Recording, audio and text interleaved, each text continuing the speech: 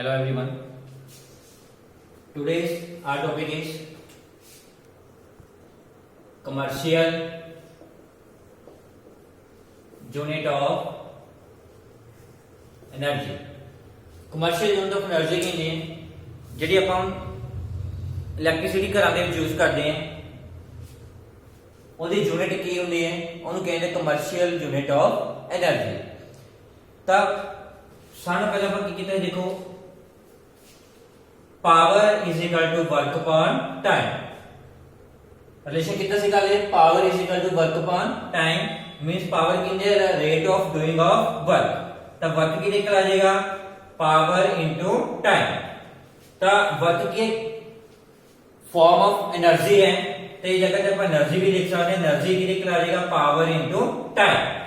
तो हम जी एनर्जी की यूनिट आएगी उनको कह रहे हैं आप commercial unit of energy.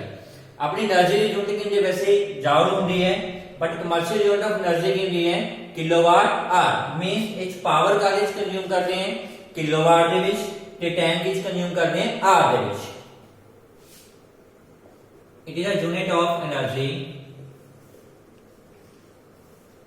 in which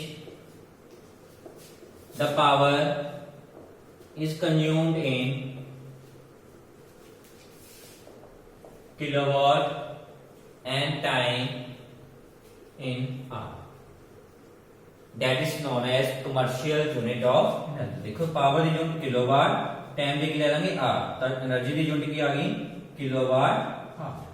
हुन जेड़ा 1 किलोवाट आ रहा है किदे बराबर होंदा है 1 यूनिट दे। किदे बराबर होंदा है 1 यूनिट दे। हुन आप देखो अपने बिजली का बिल आना होंदा आप कहने ने कितने यूनिटां मच गईयां ओदा मतलब की होंदा है भी आप कितने किलोवाट एनर्जी की कर ली यूज कर ली। तो 1 किलोवाट आवर किदे बराबर होंदा है यदि कन्वर्जन है convert kilowatt hour into kilowatt hour ਨੂੰ ਜੂਲ ਦੇ ਵਿੱਚ ਕਨਵਰਟ ਕਰਨਾ ਹੈ। ਤਾਂ ਦੇਖੋ ਇੱਥੇ ਲਿਖ ਲਾਂਗੇ ਪਹਿਲਾਂ 1 ਕਿਲੋਵਾਟ ਆਰ 1 ਕਿਲੋਵਾਟ ਦੇ ਵਿੱਚ ਕਿੰਨੇ ਵਾਟ ਹੁੰਦੇ ਆ 1000। एक आर कितने सेकंड होंगे हैं 3600 तो कितना आ जाएगा 36 गुना 3 0 से नहीं 2 है टोटल कितनी हो गई 5 वाट इनटू सेकंड इसकी जगह पे आ जाएगा जूल। हम जब पे एक पॉइंट लगा लांगे 3.6 तो एक पावर की हो जाएगी रेज हो जाएगी। तब 1 किलोवाट आवर के बराबर आ जाएगा 3.6 इनटू 10 की पावर 6 जूल या 36 गुना 10 की पावर 5 जूल ये भी सही है या 3.6 इनटू 10 की पावर 6 जूल। हाँ जी ਇਹਦੇ ਨਾਲ ਰਿਲੇਟਡ ਹੁਣ ਆਪਾਂ ਨਿਊਮੈਰੀਕਲ ਕਰਾਂਗੇ। एग्जांपल है अपने को ये कह रहा है bulb of 100 what is used in household find the electrical energy consumed by such 4 bulbs for 10 hours per day. पहला ਆਪਾਂ ਟੋਟਲ એનર્ਜੀ ਕੱਢ ਲਾਂਗੇ 4 ਬਲਬ ਦੀ ਕਿੰਨੀ ਯੂਜ਼ ਕਰਦੇ हैं एक दिन ਦੇ ਵਿੱਚ ਕਿੰਨੇ ਘੰਟੇ ਯੂਜ਼ ਕਰਦੇ हैं 10 डेज 10 आवर्स हो गए 10 निकल लेते हैं 10 आवर्स टोटल बल्ब कितने हैं फॉर पावर ऑफ 1 बल्ब कितनी है 100 वाट पावर ऑफ 4 बल्ब कितना आ जाएगा 4 इंटू 100 कितना आ जाएगा 400 वाट। ਹੁਣ ਦੇਖੋ એનર્ਜੀ ਦੀ ਯੂਨਿਟ ਹੁੰਦੀ ਹੈ ਕਿਲੋਵਾਟ ਆਰ ਦੇ ਵਿੱਚ टाइम आज ਦਿੱਤਾ ਹੋਇਆ ਹੈ ਪਾਵਰ ਵਾਟ ਦੇ ਵਿੱਚ ਹੈ ਤਾਂ ਆਪਾਂ ਇਹਨੂੰ ਕਿਹਦੇ ਵਿੱਚ ਕਨਵਰਟ ਕਰ ਲਾਂਗੇ ਕਿਲੋਵਾਟ ਦੇ ਵਿੱਚ। ਤਾਂ 1000 ਵਾਟ ਕਿਹਦੇ ਬਰਾਬਰ ਹੁੰਦਾ ਹੈ 1 किलोवाट 1 वाट कितने बराबर आ जाएगा 1/1000 किलोवाट। तो 400 वाट है अपना 400 वाट कितना आ जाएगा 4 इंटू 1/1000 400 इंटू 1/1000 दो जीरो जीरो कैंसिल हो जाएंगे कितना आ जाएगा 4/10 मींस 0.4 किलोवाट। तो अपनी जी पावर है कितनी आ जाएगी 0.4 किलोवाट। ये कितना आ गई 4 बल्ब की आ गई टोटल। एनर्जी का फॉर्मूला क्या आ जाएगा पावर इनटू टाइम। पावर कितनी है 0.4 टाइम कितने 10 पॉइंट डालेंगे 10 और 10 कैंसिल कितना आ जाएगा 4 किलोवाट आवर जाके और की कह सकते हैं 4 यूनिट्स। हुन एक दिन का आ गया आपको क्या करना है find the total cost for the 30 days if the cost of 1 unit is 4.2 rupees. हुन टोटल एनर्जी कितना आ जाएगा 30 डेज ਲਈ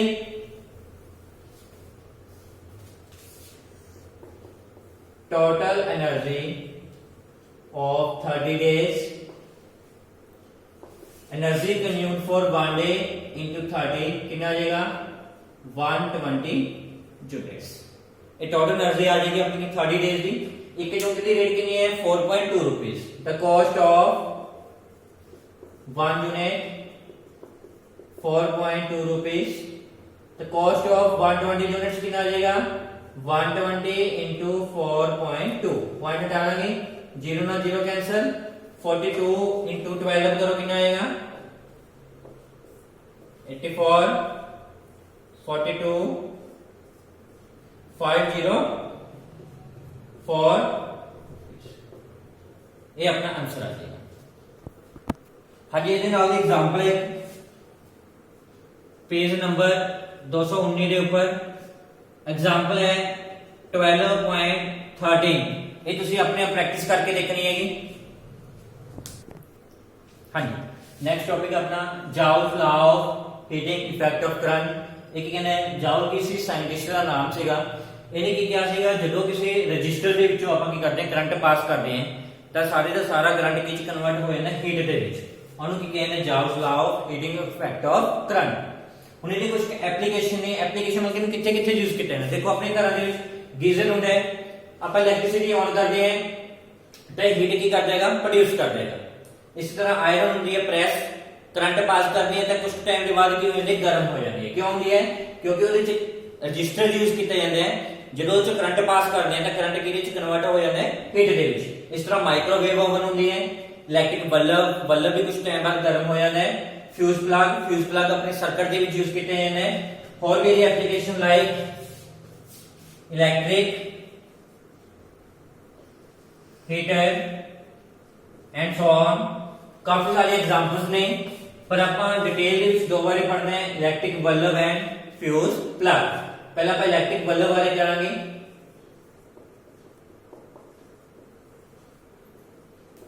ਇਲੈਕਟ੍ਰਿਕ ਬਲਬ ਦੇ ਵਿੱਚ ਇੱਕ ਤਾਰ ਹੁੰਦੀ ਹੈ ਉਹਨੂੰ ਫਿਲਾਮੈਂਟ ਕਿਹਾ ਜਾਂਦਾ ਹੈ। ਕੀ ਕਹਿੰਦੇ ਇਹਨੂੰ ਫਿਲਾਮੈਂਟ। ਇਹ ਕਾਹਦਾ ਬਣਿਆ ਹੁੰਦਾ ਇੱਕ ਮਟੀਰੀਅਲ ਹੁੰਦਾ ਹੈਗਾ ਹੁਣ ਟੰਗਸਟਨ ਕਿਹਾ ਜਾਂਦਾ ਹੈ। ਕੀ ਕਿਹਾ ਜਾਂਦਾ ਟੰਗਸਟਨ। ਇਹਦਾ ਜਿਹੜਾ ਮੈਲਟਿੰਗ ਪੁਆਇੰਟ ਹੁੰਦਾ ਟੰਗਸਟਨ ਦਾ ਉਹ ਹੁੰਦਾ ਹੈ ਅਪਰੋਕਸੀਮੇਟ 3380 ਡਿਗਰੀ ਸੈਲਸੀਅਸ। ਇਹਦਾ ਮੈਲਟਿੰਗ ਪੁਆਇੰਟ ਇੰਨਾ ਜ਼ਿਆਦਾ ਕਿਉਂ ਹੁੰਦਾ ਹੈਗਾ because it do not or does not oxidize at high temperature। ਇੰਨੇ ਟੈਂਪਰੇਚਰ ਤੇ ਇਹ ਆਕਸੀਡਾਈਜ਼ नहीं ਹੁੰਦਾ मींस ਇਹਨੂੰ ਜਰ ਵਗੈਰਾ ਨਹੀਂ ਲੱਗਦੀ ਨਾ ਹੀ ਇਜ਼ੀਲੀ ਕੀ ਹੁੰਦਾ ਹੈ ਖਰਾਬ ਹੋ ਜਾਂਦਾ। ਤਾਂ ਬਲਬ ਦੇ ਵਿੱਚ ਇੱਕ ਗੈਸ ਫਿਲ ਕੀਤੀ ਜਾਂਦੀ ਹੈ ਉਹ ਕਿਹੜੀ ਗੈਸ ਹੁੰਦੀ ਹੈਗੀ argon gas is filled in the bulbs। क्यों ਕੀਤੀ ਜਾਂਦੀ ਹੈ ਕਿਉਂਕਿ ਇਨਰਟ ਗੈਸ ਹੈ ਕਿਸੇ ਨਾਲ ਰਿਐਕਟ ਨਹੀਂ ਕਰਦੀ ਜਿਹਦੇ ਕਰਕੇ ਫਿਲਾਮੈਂਟ ਹੁੰਦਾ ਹੈ ਇਹਦੀ ਲਾਈਫ ਟਾਈਮ ਨੂੰ ਕੀ ਕਰਦਾ ਹੈ ਇਨਕਰੀਜ਼ ਕਰਦਾ ਹੈ because it is inert gas which increase the lifetime of bulb filament। Bulb ਦੇ ਫਿਲਾਮੈਂਟ ਦੇ ਲਾਈਫ ਟਾਈਮ ਨੂੰ ਕੀ ਕਰਦੇ ਨੇ ਇਨਕਰੀਜ਼ ਕਰਦੇ ਨੇ। ਨੈਕਸਟ ਆਪਣਾ fuse plug.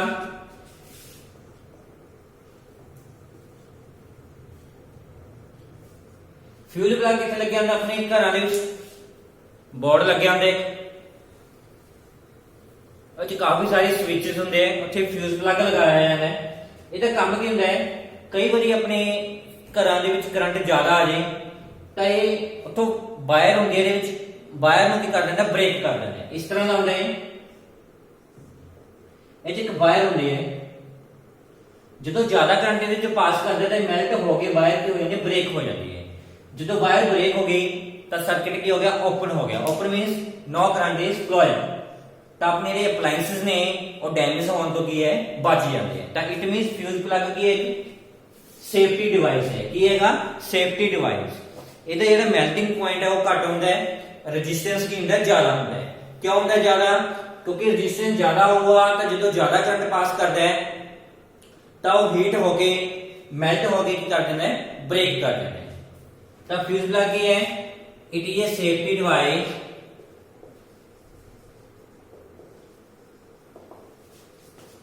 having high resistance and low melting point, which is always connected in series when the large current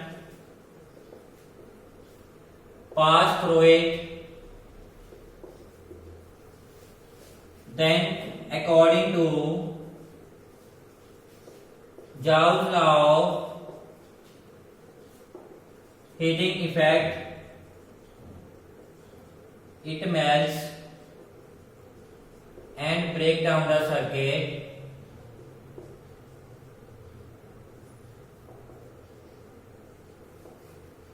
so our appliances protect from the damage। देखो की कहने एक सेफ्टी डिवाइस है जिसका रेजिस्टेंस ज्यादा होता है तो मेल्टिंग पॉइंट घट होता है। रेजिस्टेंस क्यों ज्यादा होता है तुम दसिया है, अकॉर्डिंग टू जॉल्स लॉ जितना रेजिस्टेंस ज्यादा हो उन्नी हीट ज्यादा प्रोड्यूस हो। मेल्टिंग पॉइंट घट होता है क्योंकि मेल्टिंग पॉइंट घट है तो इजीली की कर दो मेल्ट कर दो, जो ज्यादा करंट की करूगा पास करूगा। ਹੁਣ ਇਹਨੂੰ ਸੀਰੀਜ਼ ਕਿਉਂ ਲਗਾਉਣੇ ਆ, ਕਿਉਂਕਿ ਸੀਰੀਜ਼ ਚ ਹਮੇਸ਼ਾ ਕਰੰਟ ਕੀ ਰਹਿੰਦਾ ਹੈ, ਸੇਮ ਰਹਿੰਦਾ ਹੈ। ਤਾਂ ਜਦੋਂ ਮੈਲਟ ਕਰ ਦਿੰਦਾ ਸਰਕਟ ਨੂੰ ਕੀ ਕਰ ਦਿੰਦਾ ਹੈ, ਬ੍ਰੇਕ ਹੋ ਕੇ ਗਾਹਾਂ ਕਰੰਟ ਕੀ ਹੈ ਫਲੋ ਕਰਨਾ ਬੰਦ ਕਰ ਦਿੰਦਾ ਹੈ, ਜਿਹਦੇ ਕਰਕੇ ਆਪਣੇ ਅਪਲਾਈਐਂਸਸ ਜਾਂ ਕਹ ਲੋ ਜਿਵੇਂ ਫ੍ਰਿਜ ਏਸੀ ਇਹ ਡੈਮੇਜ ਹੋਣ ਤੋਂ ਕੀ ਹੈ ਬਚ ਜਾਂਦੇ। ਹਾਂਜੀ ਨੈਕਸਟ ਆਪਣਾ ਜਾਊਲਸ ਇਕੁਏਸ਼ਨ। ਜਾਊਲਸ ਇਕੁਏਸ਼ਨ ਕਹਿੰਦੇ heat is equal to I square into R into T और B into I into T और equal to B square upon R into T। ਹੁਣ ਆਪਾਂ ਨੂੰ ਪਤਾ ਹੈ ਪਾਵਰ ਕੀ ਦੇਖੋ ਹੁੰਦਾ ਵਰਕ ਅਪॉन ਟਾਈਮ, ਤਾਂ ਵਰਕ ਕੀ ਦੇਖ ਆ ਜਾਏਗਾ ਪਾਵਰ ਇਨਟੂ ਟਾਈਮ। ਹੁਣ work Ki farm of energy ਕਹ ਲਓ ਜਾਂ ਹੀਟ ਕਹ ਲਓ, ਤਾਂ ਵਰਕ ਦੀ ਜਗ੍ਹਾ ਤੇ ਕੀ ਲਿਖ ਸਕਦੇ ਆਪਾਂ ਹੀਟ, ਤਾਂ W ਦੀ ਜਗ੍ਹਾ ਤੇ ਕੀ ਆ ਜਾਏਗਾ H is equal to power into time. ਕੱਲ ਆਪਾਂ ਕੀਤਾ ਸੀ ਪ੍ਰੂਫ ਕੀਤਾ ਸੀ, ਤੁਸੀਂ ਇਹ ਪ੍ਰੂਫ ਕਰਨਾ ਹੈਗਾ ਜਦੋਂ ਆਪਣੀ ਡੈਰੀਵੇਸ਼ਨ ਆਏਗੀ। ਤੁਸੀਂ ਇਹਦਾ ਪਹਿਲਾ ਪ੍ਰੂਫ ਕਰੋਗੇ ਪਾਵਰ ਕਿਹਦੇ ਕੋਲ ਹੁੰਦਾ ਹੈ B into I square into R and B square upon R। ਹੁਣ ਤੇ ਇਹਦੇ ਵਿੱਚ ਪਾਵਰ ਦੇ ਤਿੰਨੋਂ ਅਲੱਗ-ਅਲੱਗ ਫਾਰਮਸ ਕੀ ਕਰ ਦਾਂਗੇ ਆਪਾਂ ਪੁੱਟ ਕਰ ਦਾਂਗੇ। ਪਹਿਲਾਂ ਪੁੱਟ ਕਰਾਂਗੇ B into I, ਤਾਂ ਪਾਵਰ ਕੀ ਹੀਟ ਦਾ ਫਾਰਮੂਲਾ ਕੀ ਆ ਜਾਏਗਾ B into I into T। ਫਿਰ ਪੁੱਟ ਕਰਾਂਗੇ I square into R, ਫਿਰ ਹੀਟ ਦਾ ਰਿਲੇਸ਼ਨ ਆ ਜਾਏਗਾ I square into R into T। ਫਿਰ ਪੁੱਟ ਕਰਾਂਗੇ B square upon R, फिर क्या आ जाएगा B square upon R into T। ਤਾਂ ਹੀਟ ਦੇ ਤਿੰਨ ਫਾਰਮੂਲੇ ਹੈ, ਦੇਖੋ ਇਹਨੂੰ ਸਿੱਧਾ ਯਾਦ ਕਰਨ ਦਾ ਤਰੀਕਾ ਵੀ ਹੈ। ਪਾਵਰ ਦਾ ਗੱਲ ਆਪਾਂ ਕੀਤਾ ਸੀ B into I square into R and B square upon R।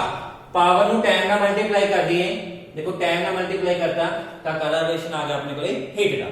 ਹੁਣ ਦੇਖੋ ਆਪਾਂ ਨੂੰ ਕੀ ਪਤਾ ਚੱਲਦਾ ਹੈ ਤੋਂ H is equal to I square into R into T। ਤਾਂ ਫੈਕਟਰਸ ਕਿਹੜੇ ਕਿਹੜੇ ਹੈ, factors on which heat depends। पहला फैक्टर क्या आ जाएगा, heat is directly proportional to square of current, heat is directly proportional to resistance, heat is directly proportional to the time। Mean J current बढ़ाने हैं तो heat भी की करेगी increase, जे resistance बढ़ाने हैं फिर भी हीट की करेगी इंक्रीज, जे ज्यादा टाइम भी पास करते हैं फिर भी हीट की करेगी increase. Means if we increase these three factors then the heat also increases। हाँ जी हीट ਨਾਲ ਰਿਲੇਟਡ ਹੁਣ ਆਪਾਂ ਨੂਮੈਰੀਕਲ ਕਰਾਂਗੇ पेज नंबर 217 के ऊपर। एग्जाम्पल है 12.11 की कह रहे हैं 100 जूल ऑफ हीट गिवन है 100 joule are produce each second from पहले जैसे से each means in the 1 type means time in a 1 second in a resistance given है 4 ohm। find the potential difference find out करना है। ਹੁਣ ਦੇਖੋ heat ਦਾ power ਦਾ formula ਲਾ ਸਕਦੇ ਹਾਂ h b²/r/t h गिवन है r गिवन है t गिवन है b फाइंड आउट कर लेंगे r ਨੂੰ इधर ले आओ h r t इधर डिवाइड हो जाएगा b²। h की वैल्यू देखो कितनी है 100, r की वैल्यू कितनी है 4/10 की वैल्यू कितनी है 1 b²। 4 * 100 कितना आ जाएगा 400 b²। ता b² उधर कितना की हो जाएगा स्क्वायर रूट ऑफ 400। तो 400 ਨੂੰ ਕਿੰਨਾ ਲਿਖ ਸਕਦੇ ਆਪਾਂ 20 * 20 22 टाइम्स है तो 20 बार आ जाएगा। तो पोटेंशियल डिफरेंस कितना आ गया 20 वोल्टेज। ये आंसर आ जाएगा अपना। ਹੁਣ एक्सरसाइज लगा रहे हैं ਆਪਾਂ question number 8।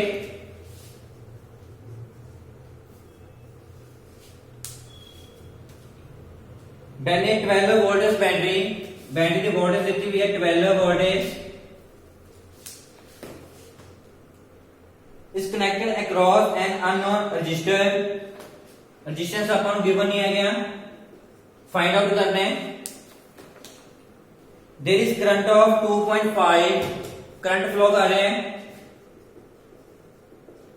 Small M A. ਹੁਣ करंट ਦੀ यूनिट ਤਾਂ एम्पीयर ਹੁੰਦੀ ਹੈ, स्मॉल एम ਕੀ ਹੈ एम्पीयर ਨਾ ਮਿਲੀ ਕੀ ਗਿਆ ਹੈ ਇਹਨੂੰ ਮਿਲੀ। 1 ਮਿਲੀ ਦੀ ਵੈਲਿਊ ਹੁੰਦੀ ਹੈ 10 ਦੀ ਪਾਵਰ -3। कितनी ਹੁੰਦੀ ਹੈਗੀ 10 की पावर -3। जो पीछे एम्पीयर लगे हुए हैं तो पीछे अपन एम्पीयर लगा देंगे। इतनी से कितना हो जाएगा 2.5 * 10 की power -3 ampere. Resistance find out करना है। हुन B की देख होता है I * R। तो R की वैल्यू कितनी आ जाएगी B/I। B कितना है 12, I कितना है 2.5 * 10 की पावर -3। ਹੁਣ ਤੁਹਾਨੂੰ ਦੱਸਿਆ ਸੀ ਪਹਿਲਾਂ ਪਾਵਰ ਸੋਲਵ ਕਰ ਲੈਣਾ। ਪਹਿਲਾਂ ਪਾਵਰ ਨੂੰ ਉੱਪਰ ਲੈ ਜਾਵਾਂਗੇ, नीचे माइनस के ऊपर की काली हो जाएगी प्लस की। 12 * 10 की पावर 3 / 2.5। पावर ਨੂੰ ਐਜ਼ ਇਟ ਰਹਿਣ ਦਿਓ, पावर ਨੂੰ ਨਹੀਂ ਸੋਲਵ ਕਰਨਾ। इन पॉइंट हटावांगे ऊपर 10 आ जाएगा, इन डिवाइड करो कितना आ जाएगा 5, इथे कितना आ जाएगा 2। ता 24 / 5 * 10 की पावर 3 = R। 24 ਨੂੰ 5 ਨਾਲ डिवाइड करो 4.8 * 10 की पावर 3 ओम = रेजिस्टेंस। ये अपना आंसर आ गया। पावर ਨੂੰ ਨਹੀਂ ਛੇੜਨਾ ਤੁਸੀਂ, ਪਹਿਲਾਂ डिनोमिनेटर ਤੇ डिनोमिनेटर ਦੀ ਜਿਹੜੀਆਂ ਵੈਲਿਊਜ਼ ਨੇ ਉਹਨੂੰ ਸੋਲਵ ਕਰ ਲਓ। ਪਾਵਰ ਨੂੰ ਐਜ਼ ਇਟ ਰਹਿਣ ਦਿਓ। ਇਹ ਧਿਆਨ ਰੱਖਣਾ ਹੈ ਜੇ -3 ਹੈ ਉੱਪਰ ਜਾ ਕੇ ਪਾਵਰ ਕਾਦੇ ਵਿੱਚ ਹੋ ਜਾਏਗੀ ਪਲੱਸ ਦੇ ਵਿੱਚ। ਮਿਲੀ ਦੀ ਵੈਲਿਊ ਕਿੰਨੀ ਹੁੰਦੀ ਹੈ 10 ਦੀ ਪਾਵਰ -3। ਇੱਕ ਹੁੰਦਾ ਮਾਈਕਰੋ, ਇਹ ਜੂਲ ਨਾਲ ਲਿਖਦੇ ਹੁੰਦੇ ਨੇ, ਇਹਨੂੰ ਬੋਲਦੇ ਆ ਮਾਈਕਰੋਨ। ਇਹਦੀ ਵੈਲਿਊ ਹੁੰਦੀ ਹੈ 10 ਦੀ ਪਾਵਰ -6। ਕਿੰਨੀ ਹੁੰਦੀ ਹੈਗੀ 10 ਦੀ ਪਾਵਰ -6। ਹਾਂਜੀ ਹੁਣ ਕੁਐਸਚਨ ਨੰਬਰ 9 ਕਰਾਂਗੇ ਆਪਾਂ ਐਕਸਰਸਾਈਜ਼ ਦਾ। ਐਕਸਰਸਾਈਜ਼ ਕੁਐਸਚਨ ਨੰਬਰ 9 ਕੀ ਕਹਿ ਰਹੇ a battery of 9 voltage, battery given आपने लिए 9 वोल्टेज दी, is connected across in series of resistors. Resistor देते हुए सीरीज कनेक्ट किए हुए हैं R1 R2 R3 R4 R5। Values given है इन्हां दी 0.2 0.3 0.4 0.5 and 12 ohm।